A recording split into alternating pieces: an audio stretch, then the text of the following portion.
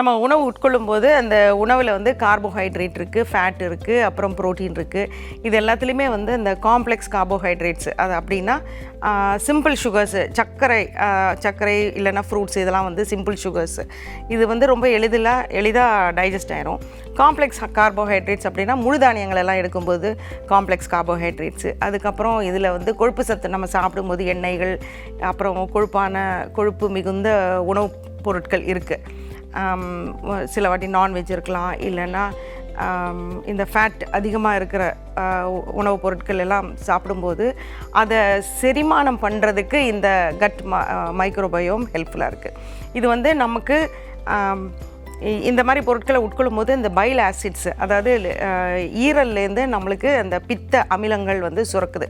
சாப்பிட்ட உடனே ஒரு சிக்னல் போயிட்டு இதெல்லாம் சுரக்குது. அது சுரக்கும் போது அது ஃபங்க்ஷன் ஆகிறதுக்கு இந்த பாக்டீரியாலாம் நம்மளுக்கு ஹெல்ப்ஃபுல்லாக இருக்கும். இது போதுமான அளவுக்கு இல்லாதப்போ இந்த ஃபங்க்ஷன் பாழாகும். அப்புறம் தேவையான நல்ல கொழுப்புகள் நம்மளுக்கு உள்ளே அப்சார்ப் ஆகாது. கேடான கொழுப்புகள் நம்மளுக்கு அவைலபிளாக இருக்கும். இதனால் நோய்களும் அதிகமாகும்.